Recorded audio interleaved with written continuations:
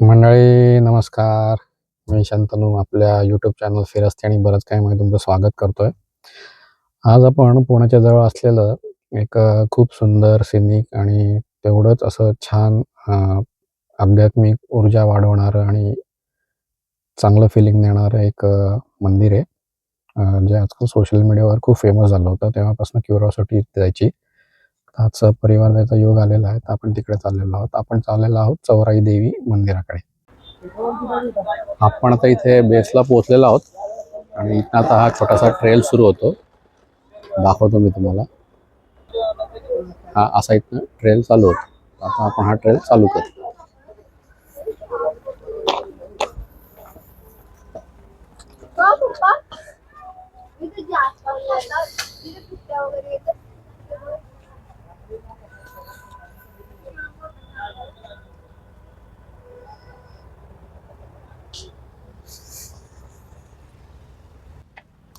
आमच्या सौ चढ बघून फुल टेन्शन मध्ये आलेले आहेत. चला तर त्यांना हेल्प करतो वर चढायला आणि मग तुम्हाला रिझ्यूम करतो.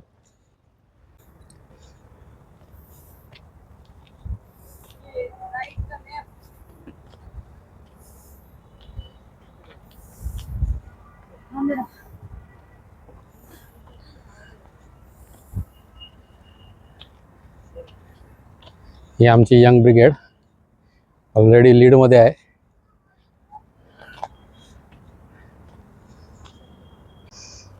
निसर्गाचा किती पण ऱ्हास करायचा प्रयत्न आला ना, तरी निसर्ग आपला रस्ता शोधतो आणि बहरायचा प्रयत्न करतो. हे बघा, हे झाड आडवं झालेलं, पण तरी त्याला तिथनं उभ्या ब्रँचेस फुटल्या आणि ते सर्वाईव्ह झालं.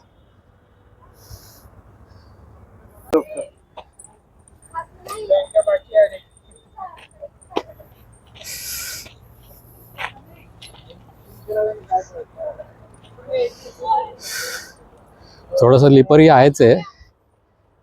शूज चांगल्या ग्रिपचे घालून या, नाही तर थोडे घसायचे. सोपं आहे पण थोडंसं चढ आहे आणि थोडंसं असं स्लिपरी आहे. सुरुवातीलाच थोडासा स्टिफ चढ आहे, त्याच्यानंतर ट्रेल एकदम सोपं आहे. मोर ऑर लेस फ्लॅटच रोड आहे. ज्यांना अजिबातच फिटनेसची सवय नाही अवघड.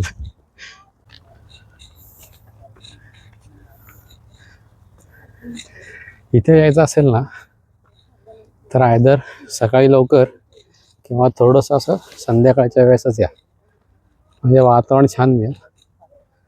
एक तर सूर्योदय आणि सूर्यास्त.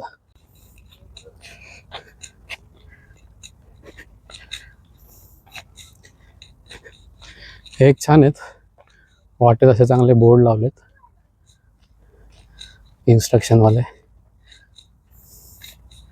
हा थोडा सॅड पार्ट पण आहे, कारण निसर्गात गेल्यानंतर जबाबदारी पूर्ण पर्यटन करणं हे सांगावं लागणं हे पण थोडं दुर्दैवीच आहे. एवढी तर आपली मॉरल रिस्पॉन्सिबिलिटी आपल्या नागरिकांना लक्षात यायला पाहिजे. पण असो, ठीक आहे.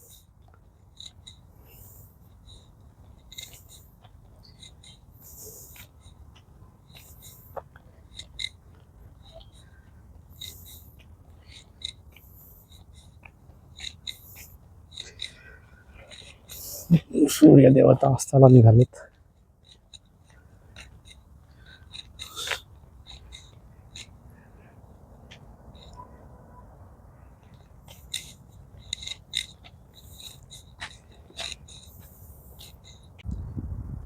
हा असा शेवटचा टप्पा आहे. हा एकदा का चढला की आपण पोचलो.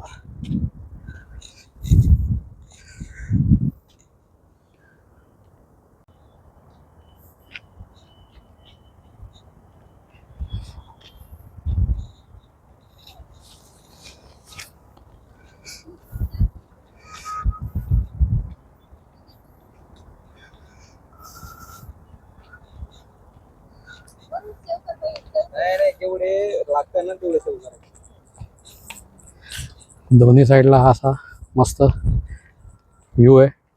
इकडे थोडा जंगलाचा आणि या साईडला थोडं जंगल आणि पण इकडे विस्तीर्णपणे वाढलेल्या शहराचा.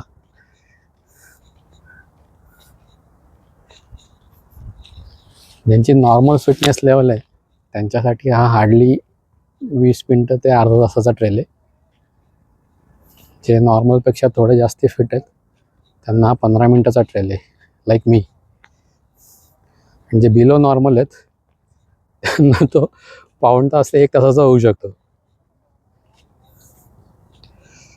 चला, असं थोडं रमत गमत पण फायनली पोचलेलो आहोत. ही कमान मस्त.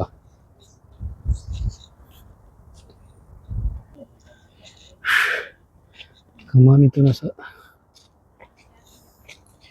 पुढे आल्यावर मस्त आहेत ना, झेंडा दिसतो मंदिरावरचा.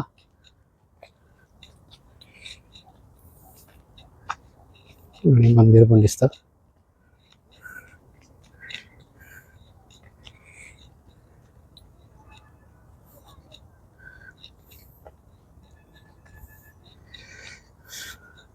चौराई देवी हे ग्रामदेवत आहे इथलं. पुढे हे छोटं मंदिर असणार पूर्वी, आणि काळाप्रमाणे त्याचा जीर्णोद्धार होत होत आता त्यांनी असं बऱ्यापैकी सायझेबल छान मोठं केलेलं आहे मंदिर. पण हे लोकेशन इतकं सिनिक आहे ना की देवीच्या दर्शनाबरोबर तुम्हाला छोटीशी एक ट्रिप केल्याचा पण आनंद मिळतो.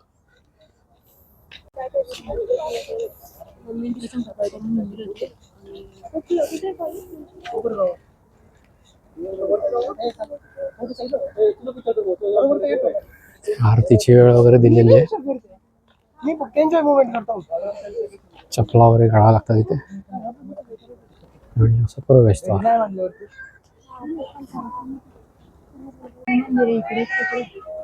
इथे जीर्णोद्धाराची माहिती दिलेली आहे, कोणी केला, कधी केला वगैरे.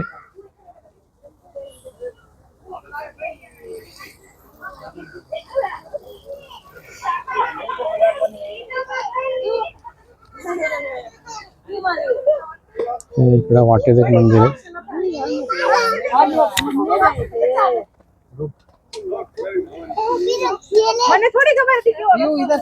फोटो बाजूला काढा.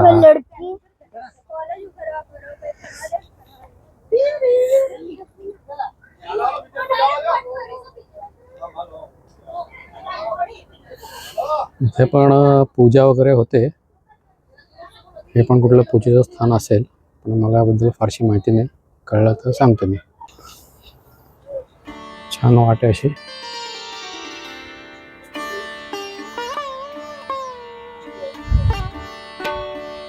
आता ते पुजारी काका सांगितल्याप्रमाणे इथे आता आरतीची वेळ झालेली आहे आणि आपल्याला आरती बघायला मिळणार आहे. इकडनं असं हे छान दर्शन होतं. पहिले दर्शन घेऊ आपण.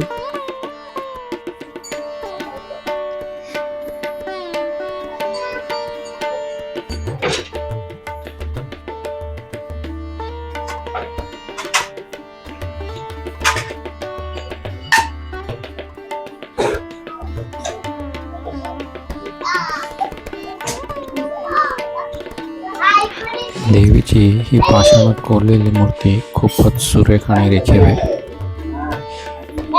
बघितल्यानंतर छान मन प्रसन्न होतं.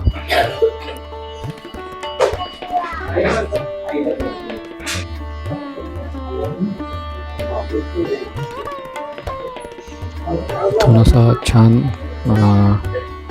विहंगम छान दृश्य दिसतात मंदिर परिसरातून.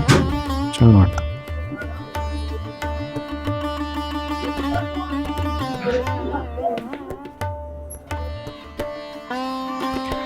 पुजारी काकांनी आलेल्या भाविकांनाच तयारी करताना, सजावट करताना मदतीला घेतला. हाही छान अनुभव होता.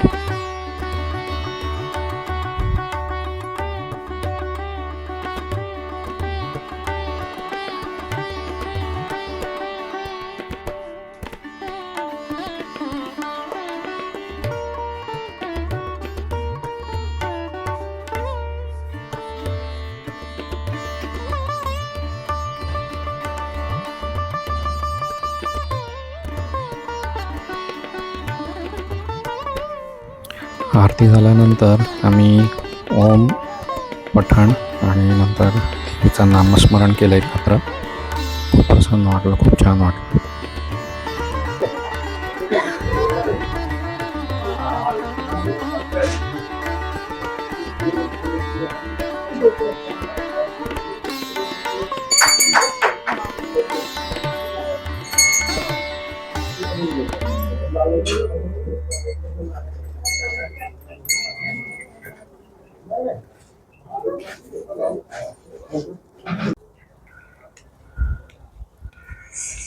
इकडनंच अशी एक छोटी पायवाट जाते. इथनं तुम्ही इथे मंदिराचा रस्ता आणि इकडनं तुम्ही असे थोडेसे वर डोंगर माथ्याला जाऊ शकता. आपण चाललोय तिथे. आपण घातलेली आहे पायात चप्पल, आपण असेच चाललोय,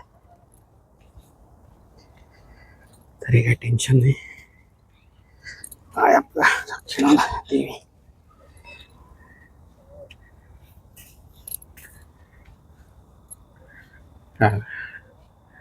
असं तुम्ही छोट्या छोट्या ट्रेल्स आहेत तिथनं वर जाऊ शकता.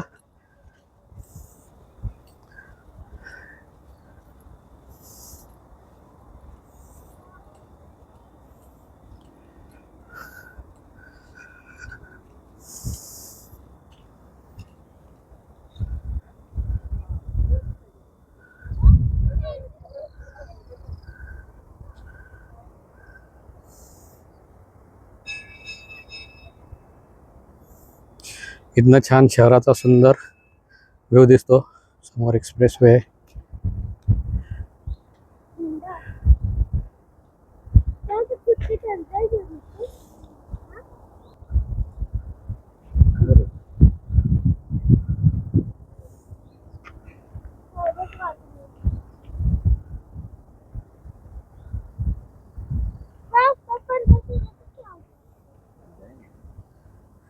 इथून ही पायवाट थोडी अजून वर जाते.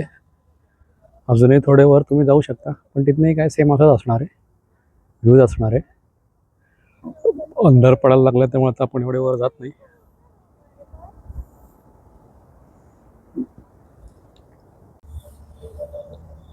मग अशी आपण तिथे होतो.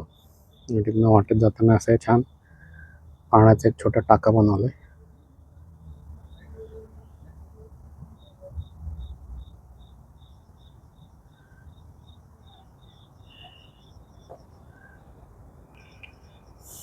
तर मंडळी, मला एक तुम्हाला सांगायचं आहे की इथे जेव्हा आपण आलो तेव्हा आरतीची वेळ झाली होती आणि इथे जे पूजा करणारे गुरुजी होते ना, त्यांनी आपल्याला शांतपणे सगळ्यांना बसायला सांगितलं. आणि आरती करण्यापूर्वी जी थोडी तयारी असते, फुलांची सजावट, आरती ताट सजवणे वगैरे, या सगळ्यामध्ये तिथे आलेल्या भाविकांना त्यांनी इन्व्हॉल्व करून घेतलं. त्यामुळे नॉर्मली तुम्ही बघा, आपण जेव्हा जातो कुठल्याही ठिकाणी तीर्थक्षेत्रामध्ये, तेव्हा काही गडबडीमध्ये आपण कसं धक्काबुक्कीमध्ये दर्शन मिळताना जातो. पण इथे आल्यानंतर आहे ना, तुम्हाला शांतपणे बसायला मिळतं. त्या देवीच्या आरतीमध्ये तुम्हाला सहभाग घ्यायला मिळतो. त्याच्यानंतर इथे जे जोडीनं आले होते ना, त्यांना त्यांनी आरती पण करायला दिली आणि मी पण लकी होतो. मला आणि माझ्या मिसेसला आम्हाला आरती करायला मिळाली.